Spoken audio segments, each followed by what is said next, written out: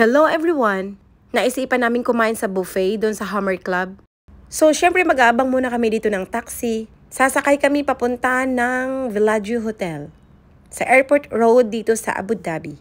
Grabe ang pinagdadaanan namin nung papunta kami doon sa hotel. Nakakaiyak talaga, walang taxi. Halos 30 minutes ang pag-aantay namin. So, syempre excited na mga person dahil nandito na kami. Mga 7 to 10 minutes lang pala from bahay to dito sa hotel. Kaya hindi siya ganun kalayo. Pwede namang mag-bus kaso lang mas matagal mag-antay. So yun, dahil gutom ang mga first, so nagmamadali na kaming umakyat para makakain na rin. Kasi syempre baboy ang pinunta namin dito, baboy my friend. Hindi namin kabisado ang hotel na to, basta ang alam namin pupunta kami sa 15th floor. So tara, punta tayo sa 15th floor kasi nandun ang Hammer Club by Uncle Sam, Char. Siya nga pala, iba ang boses ng person ngayon kasi may sipon. Pagtiyagaan niyo muna ha, Char. Tong ate talaga namin, pag sinabi mo talagang baboy, pupunta tayo sa restaurant na may baboy. Halago talaga siya, process agad. So, syempre, nandito na tayo sa 15th floor. Grabe, excited na agad kaming lahat. Alam niyo bang matagal na tong restaurant na to dito sa Abu Dhabi? Kaso lang, ngayon lang kami nakapunta talaga. Welcome to Hammer Club. Grabe, naguguluhan pa kami kung saan na i-open, double door kasi. Hindi talaga maririnig yung banda. Pwede rin kasi dito mag-karaoke.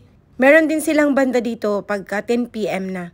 7 PM pala nung time na pumunta kami dito. Yung buffet pala nila is open from 1 PM to 8 PM only. So yun, pupunta muna tayo dun sa may buffet area. Dahil gutom na talaga ang mga person, kakain muna tayo. Ngiti-ngiti dahil may baboy, Char. Ito pala yung mga menu nung pumunta kami dito. O diba, sa 69 dirhams. Sulit na sulit talaga. Kompleto sila ng pagkain na kinikrave mo. Parang naging motto ko na talaga yung kain now, sisi later. Siyempre, yung favorite ko, dinuguan. Meron din sila, diba? Ang baboy, Diyos ko Lord. So, yun, ito pala yung area dito. Diba, ang laki. Sas yung dalawa, grabe ang ngiti. Ngiting tagumpay sa baboy.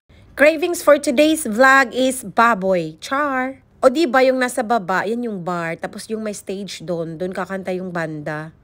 Ang ganda talaga ng area nila dito. Kaya lang naman kami napapunta dito dahil may baboy. Unlimited nga daw. Char, totoo naman talagang unlimited kasi buffet siya. Siyempre, sasandok muna tayo. Kakain tayo ng dinuguan. Pero hoy, huwag kayong masyadong mag-expect sa lasa ha. Kasi sa panglasa ko, normal lang talaga siya. Kaya i-try nyo din para alam nyo din ang lasa. Char, kaya punta na kayo. Dahil matakaw ang mga person for today's vlog, tara, kain tayo. O diba, ang dami naming kinuha. Siyempre, buffet yan, unlimited pa. Ano ba? Kain muna kami eh. So habang kumakain kami, yung kabilang table ay kumakanta. Hoy, tignan nyo naman yung iced tea nila, diba? Sobrang laki, isang pitchil talaga. Naalala ko talaga nung may pinuntahan kaming buffet ng ate ko. Kailangan mo palang ubusin yung food mo kasi pag hindi mauubos, magbabayad ka. Siyempre, nung oras na yun, gutom ako. Ang dami kong kinuha agad para hindi na ako tatayo. Pagtingin ko sa bawat table, may mga notice palang nakalagay. Nanggigil talaga ako, inubos ko talaga. Masuka-suka na talaga ako.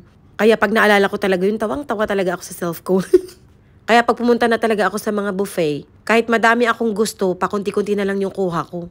Kasi baka naman magbayad na naman, Char. So yan, biglang napansin ko si Mapaping, bakit kaya siya dito kumain? Tawang-tawa talaga kami sa kanya. Mga ilang minuto talaga siya nakatayo at doon talaga siya kumain. So dahil sa sobrang busog talaga namin, parang hindi kakayanin ng iced tea. Sabi ko mag-order muna kami ng Martini Bianco. So yun, nag-order kami, tig-isang shots kami. Sabi pa sa Bisaya, pampahilis. Pagkatapos mo kumain ng baboy, kailangan mahilis ang tagkaon ni mo, Char. Grabe, sobrang enjoy talaga namin dito. Yung area kung nasaan nandyan kami, yan pala yung area kung saan kakakain ng buffet. Dito sa baba, yun yung bar.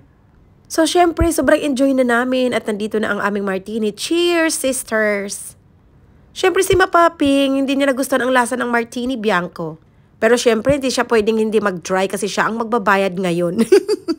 Sabi niya, siya daw ang taya. So, siya talaga ang magbabayad, Char. Hala, napakanta na talaga kami ni Ate Ana dito. Ang ganda talaga dito kumanta. Walang pakialamanan yung mga kabayan. Siyempre, sa sobrang enjoy namin, sabi ko magbayad muna tayo ng bill kasi baka ma-excite pa tayo sa mga orderin natin. So, ang binayaran ni Mapaping is a 342 dirhams. And peso, parang ano siya, 5,300, mga ganon. Depende sa palitan ngayon. Siyempre, masyado kaming nag-enjoy talaga kasi may isang kabayan dito na ang galing niyang kumanta. Naaaliw na lang din kami sa kanta niya. So, syempre yung iba bumaba na galing sa buffet area. Pero kami, hindi na talaga kami bumaba kasi nagustuhan talaga namin yung area namin. After pala ng buffet, i-change nila yung setup ng table. Oy, hello pala kay Kuya. Taga Cebu pala si Kuya. So, yun, nakadalawang shots na kami ng martini. Dahil sobrang sarap ng Martini Bianco. Kaya cheers ulit! Parang natunaw talaga ang baboy na kinain namin. Ang ganda pala ng tugtog nung time na to. Dahil first time namin dito, inantay talaga namin yung band. Okay naman yung singer, kaso lang yung time na to wala pang masyadong tao. So mga ilang kanta muna ng band, tapos umuwi na rin kami. Oy, nag-last order pa pala kami ng Martini Bianco, oo nga pala. So ibig sabihin, naka 3 shots kami. So yan dahil almost 12 a.m. na, so naisipan na naming umuwi. Madilim lang talaga dito. Lagi kaming nawawala sa pinto. Buti na lang may laging guard. So yan, pauwi na kami ng bahay pero dadaan muna kami sa supermarket kasi bibili ako ng aking potluck for tomorrow. May exchange gift kasi kami ng mga kasamahan ko sa trabaho dun sa park tomorrow. Hoy, yung hindi pa pala nakatry dun sa Hammer Club, sige na, i-try nyo na, 69 dirhams lang. Check nyo yung FB page nila. Parang may mga schedule sila ng buffet. So yan, hanggang dito na lang. Shukran Katir for watching. Yalla, bye!